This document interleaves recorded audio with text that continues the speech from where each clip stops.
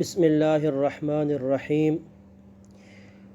10 محرم الحرام یوم عاشور کے روزے کی فضیلت اور روزے سے متعلق چند نفلی روزے کے مسائل اس کا آج کے درس میں ذکر کرنا ہے۔ 10 محرم الحرام کو روزہ رکھنا افضل عمل ہے۔ صحیح مسلم شریف میں روایت ہے، حضرت ابو قتادہ رضی اللہ تعالی عنہ سے روایت ہے کہ رسول اللہ صلی اللہ علیہ وسلم سے 10 محرم الحرام کے بارے میں پوچھا گیا، اس کی فضیلت سے متعلق۔ سئل عن صوم یوم عاشوراء، تو رسول اللہ صلی اللہ علیہ وسلم نے فرمایا، یکفر السنۃ الماضیہ، کہ اس روزے کی برکت سے اللہ پاک پچھلے 1 سال کے گناہوں کو مٹا دیتے ہیں، معاف کر دیتے ہیں۔ 10 محرم الحرام کا روزہ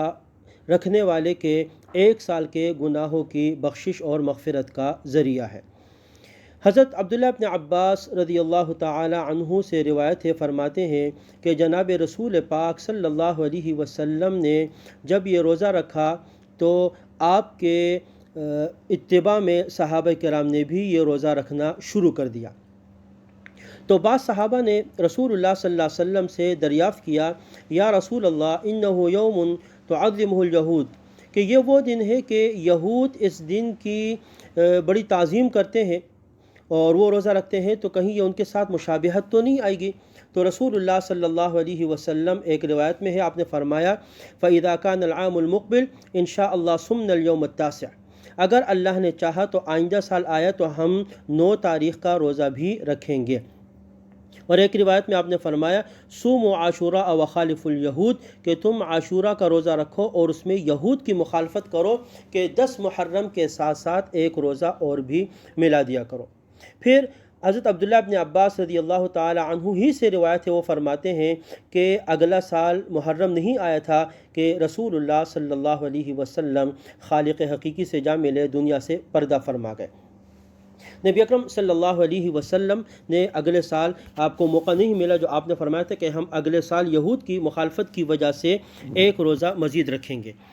حضرت عبداللہ ابن عباس رضی اللہ تعالی عنہ جو راوی ہیں، تو ان کے بارے میں آتا ہے کہ وہ لوگوں کو تلقین کیا کرتے تھے کہ اب تم چاہو تو 9 کا روزہ ملا دو 10 کے ساتھ، یا 11 کا ملا دو، اصل یہود کی مخالفت ہے کہ ان کی مشابہت لازم نہ آئے، تو لہٰذا اس کے ساتھ ایک روزہ ملا دینا چاہیے۔ تو جب ہم 10 محرم الحرام، جیسے اتوار کا دن اس سال آ رہا ہے، تو ہم جب 10 محرم الحرام کا روزہ رکھیں تو اس کے ساتھ ساتھ 9 محرم الحرام کا یا اس کے ساتھ 11 کا بھی روزہ ملا دیں۔ 10 محرم کے روزے کی فضیلت تو حدیث میں آ گئی کہ اس سے اللہ پاک گزشتہ 1 سال کے گناہوں کو معاف فرماتے ہیں۔ اور جب ہم 9 محرم کا روزہ رکھیں گے اس کے ساتھ، تو اصل میں یہ ہمارے نبی حضور کی تمنا، آپ کی چاہت تھی، تو آپ کی چاہت کی پیروی ہوگی، آپ کی چاہت کی تکمیل ہوگی، اور رسول اللہ صلی اللہ علیہ وسلم کی سنت کی پیروی ہے، اس لیے اس کا بھی اس کے ساتھ اہتمام کر لینا چاہیے۔ اس نفلی روزوں سے متعلق چند مسائل بھی معلوم ہونے چاہیے، کیونکہ یہ نفلی روزے ہیں محرم الحرام کے۔ مسئلہ نمبر 1، نفلی روزوں کی نیت رات سے بھی درست ہے، کہ اگر کوئی شخص رات سے نیت کر لے کہ میں صبح روزہ رکھوں گا، اور پھر وہ سحری کے وقت نہیں اٹھ سکا، اس کی آنکھ نہیں کھلی، اور جب وہ اٹھا تو صبح فجر بھی ہو چکی تھی، تاخیر تھی، تو اس کی رات والی نیت ہی معتبر ہے اور اس کا روزہ رکھنا درست ہوگا۔ مسئلہ نمبر 2، اگر کسی نے رات سے روزے کی نیت نہیں کی تھی، لیکن صبح اٹھ کر اس کا ارادہ ہو گیا کہ میں روزہ رکھ لوں، اور جب وہ صبح اٹھا تو فجر کا وقت ہو چکا ہے یا فجر بھی قضا ہو چکی ہے، صبح 7-8 بجے اس کی آنکھ کھلی، اور اب اس نے نیت ارادہ کر لیا کہ میں آج روزہ رکھ لیتا ہوں، تو نصف النہار شرعی تک روزے کی نیت، یعنی یوں سمجھیے تقریباً 10 بجے سے پہلے اگر اس نے نیت کر لی کہ میں آج روزہ رکھنا چاہتا ہوں، تو اس کی نیت درست ہے، بشرط یہ ہے کہ صبح صادق کے بعد سے لے کے اس وقت تک اس نے کچھ کھایا پیا نہ ہو، تو ایسی صورت میں صبح بھی اگر وہ نیت کر لے گا تو اس کا وہ نفلی روزہ معتبر ہوگا۔ تیسرا مسئلہ،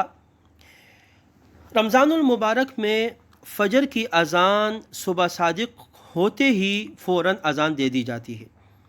لیکن عام دنوں میں فجر کی اذان وقت کے کچھ تاخیر کے بعد دی جاتی ہے، کیونکہ فجر کی نماز کے ساتھ اس کو دیکھا جاتا ہے تو صبح صادق ہوتے ہی اذان نہیں ہوتی، کچھ دیر کے بعد دی جاتی ہے۔